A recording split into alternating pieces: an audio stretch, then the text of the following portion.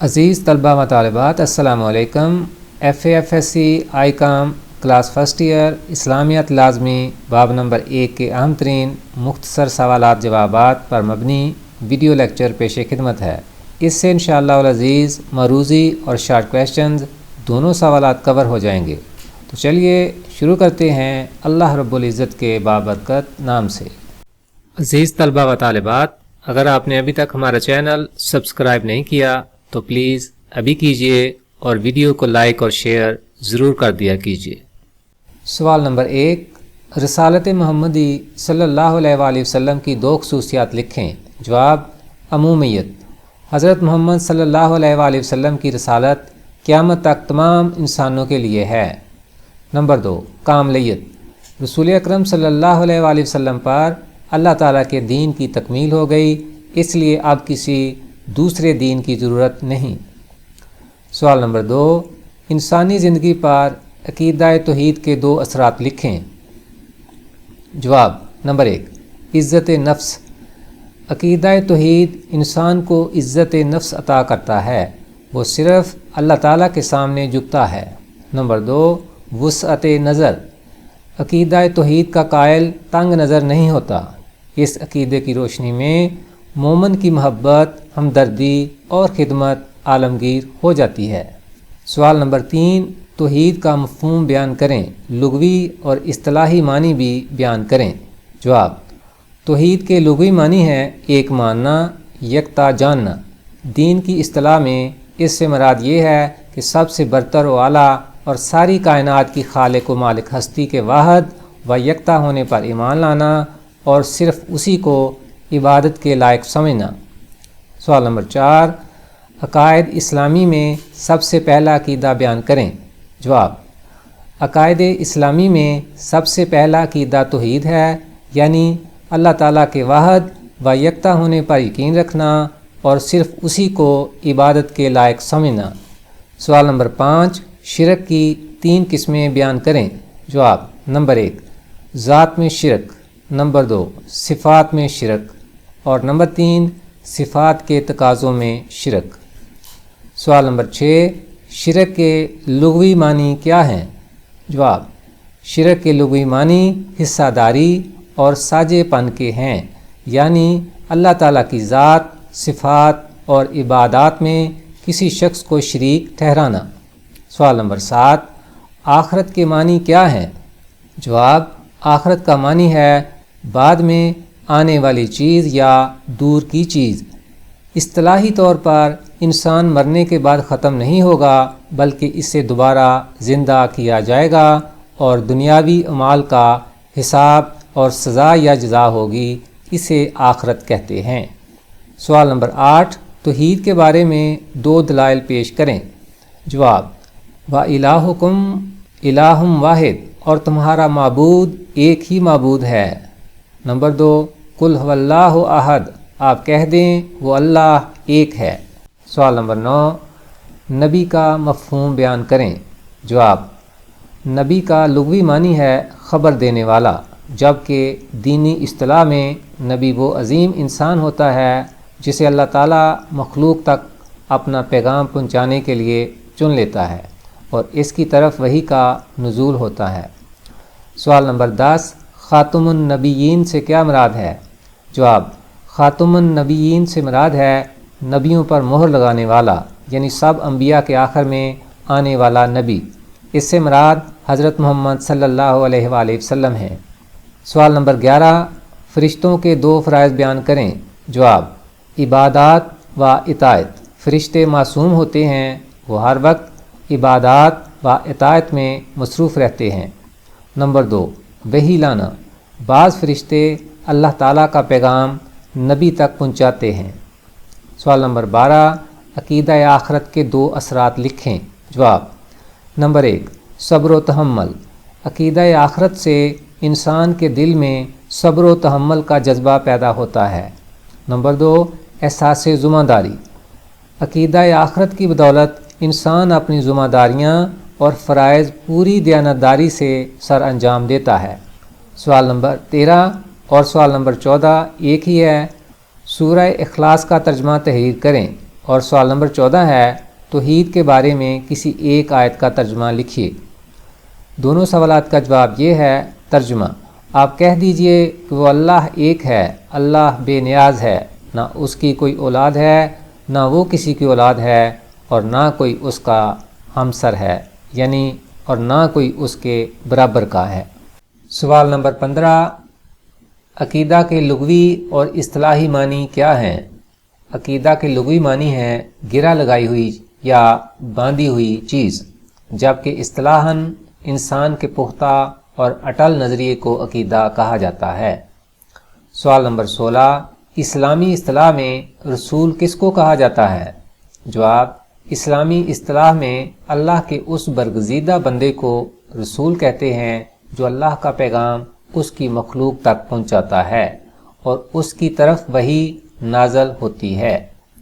سوال نمبر 17، 4 مشہور فرشتوں کے نام تحریر کریں۔ جواب، نمبر 1 حضرت جبرائیل علیہ السلام، نمبر 2 حضرت اسرائیل علیہ السلام، نمبر 3 حضرت اسرافیل علیہ السلام، اور نمبر 4 حضرت میکائیل علیہ السلام۔ سوال نمبر 18، رسول کی ضرورت کیوں پیش آتی تھی؟ کسی نئے رسول کی ضرورت اس وقت پیش آتی تھی جب پہلے نبی کی شریعت منسوخ ہو چکی ہوتی، یا پہلی شریعت میں رد و بدل کر دیا جاتا، یا پہلے نبی کی نبوت خاص طبقہ، قوم یا خطہ ارض کے لیے ہوا کرتی تھی اور احکامات الہیہ کی وضاحت کے لیے نیا نبی تشریف لاتا تھا۔ سوال نمبر 19، فرشتوں کی 2 صفات لکھیے۔ جواب، نمبر 1 نورانی مخلوق، اللہ تعالیٰ نے فرشتوں کو نور سے پیدا فرمایا ہے۔ نمبر 2 عطایت گزار، فرشتے ہر وقت اللہ تعالیٰ کی عطایت میں مصروف رہتے ہیں۔ سوال نمبر 20، ترجمہ کریں۔ جواب ہے ترجمہ، اے نبی صلی اللہ علیہ وآلہ وسلم کہہ دیجئے وہی انہیں زندہ کرے گا جس نے پہلی مرتبہ انہیں پیدا کیا۔ سوال نمبر 21، وحی کے لغوی و اصطلاحی معنی لکھیے۔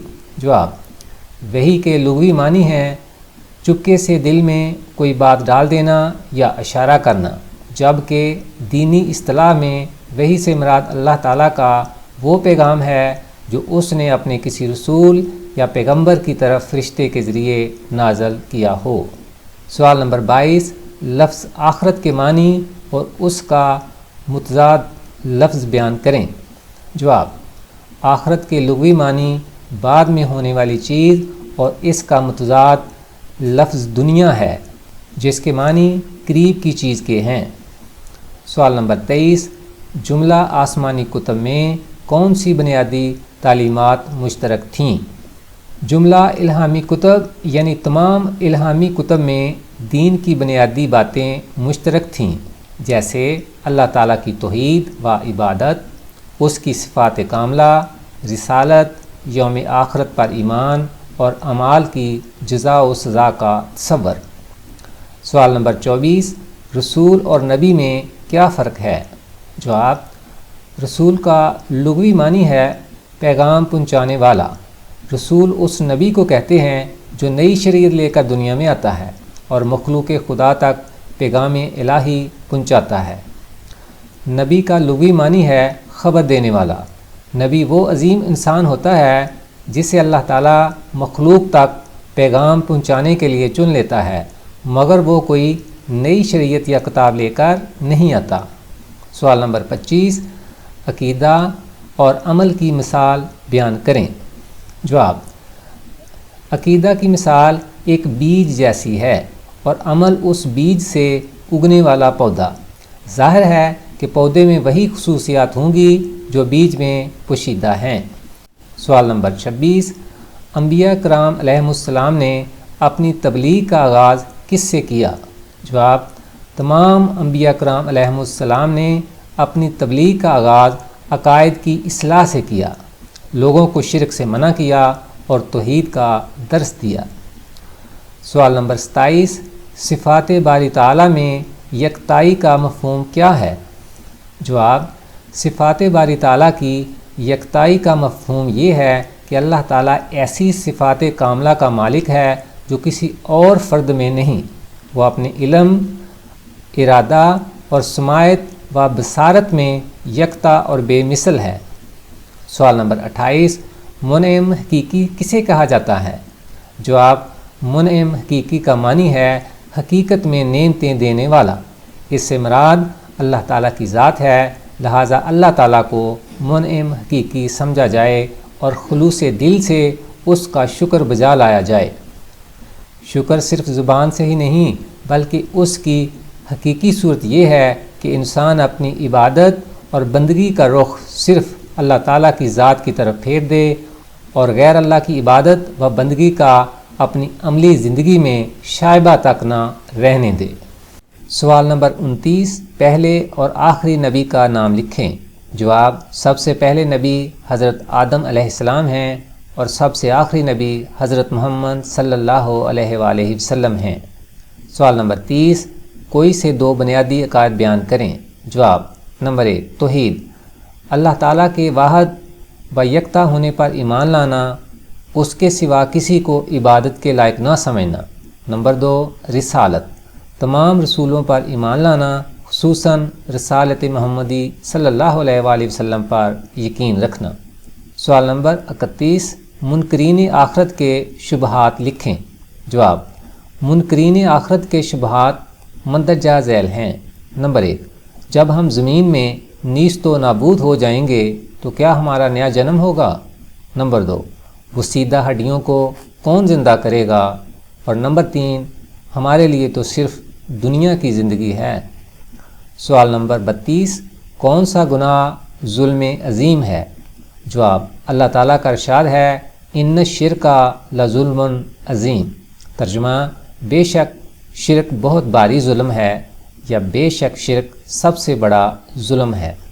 سوال نمبر 33، ذات میں شرک سے کیا مراد ہے؟ جواب، ذات میں شرک سے مراد یہ ہے کہ اللہ تعالیٰ کی حقیقت میں کسی دوسرے کو حصہ دار سمجھنا۔ اس کی ایک صورت یہ ہے کہ اللہ کے سوا اور کو اس کے برابر سمجھنا، اور دوسری صورت یہ ہے کہ اللہ تعالیٰ کو کسی کی اولاد یا کسی کو اللہ کی اولاد سمجھنا۔ سوال نمبر 34، فرشتوں کے لیے کون سے الفاظ استعمال کیے گئے ہیں؟ جواب، فرشتوں کے لیے ملک یعنی قاصد یا فرشتہ اور رسول یعنی پیغام پہنچانے والا کے الفاظ استعمال ہوئے ہیں۔ سوال نمبر 35، عقیدہ ختم نبوت کن 3 چیزوں سے ثابت ہے؟ جواب، نمبر 1 قرآن، نمبر 2 حدیث اور نمبر 3 اجماع امت۔ سوال نمبر 36، شرک کے 4 نقصانات لکھیے۔ جواب، نمبر 1، شرک سے انسان کو ذلت و رسوائی ملتی ہے۔ نمبر 2، نا امیدی، مشرک اللہ کی رحمت سے مایوس اور نا امید ہو جاتا ہے۔ نمبر 3، بزدلی، شرک انسان کو بزدل بنا دیتا ہے اور وہ پتھر کی بے جان مورتیوں کو سجدہ کرنے لگتا ہے۔ نمبر 4، غرور و تکبر، مشرک غرور اور تکبر جیسی بری عادات کو اپنا لیتا ہے۔ سوال نمبر 37، 4 الہامی کتب کے نام اور کن انبیاء پر نازل ہوئی؟ بیان کریں۔ جواب، نمبر 1 توریت، حضرت موسیٰ علیہ السلام پر نازل ہوئی۔ نمبر 2 زبور، حضرت داؤد علیہ السلام پر نازل ہوئی۔ نمبر 3 انجیل، حضرت عیسیٰ علیہ السلام پر نازل ہوئی۔ اور نمبر 4 قرآن مجید، حضرت محمد صلی اللہ علیہ وآلہ وسلم پر نازل ہوئی۔ سوال نمبر 38، رسول کے لغوی معنی اور اصطلاحی معنی لکھیے۔ جواب، رسول کے لغوی معنی ہیں پیغام پہنچانے والا۔ دین کی اصطلاح میں رسول اس برگزیدہ انسان کو کہتے ہیں جسے اللہ تعالیٰ نے انسانوں تک اپنا پیغام پہنچانے کے لیے منتخب فرمایا ہو اور اسے نئی کتاب، نئی شریعت دے کر دنیا میں بھیجا ہو۔ رسول کو نبی بھی کہتے ہیں۔ سوال نمبر 39، صفات کے تقاضوں میں شرک کا کیا مطلب ہے؟ جواب، اللہ تعالیٰ کی صفات کے تقاضوں یعنی عبادات و اعمال میں کسی اور کو حصہ دار یا حقدار سمجھنا، یعنی کسی اور کو خالق، مالک، رازق اور حاجت روا سمجھنا، صفات کے تقاضوں میں شرک کہلاتا ہے۔ ارشاد باری تعالیٰ ہے جس کا ترجمہ ہے تم اس کے علاوہ کسی اور کی عبادت نہ کرو۔ سوال نمبر 40، ختم نبوت کا مفہوم تحریر کریں۔ جواب: ختم نبوت کا مفہوم یہ ہے کہ حضرت آدم علیہ السلام سے نبوت کا جو سلسلہ شروع ہوا اور یکے بعد دیگرے کئی انبیاء آئے، کچھ کے پاس مستقل شریعتیں تھیں اور کچھ اپنے سے پہلے انبیاء کی کتابوں اور شریعتوں پر عمل پیرا تھے۔ یہ سلسلہ نبوت حضرت محمد صلی اللہ علیہ وآلہ وسلم پر آ کر ختم ہو گیا۔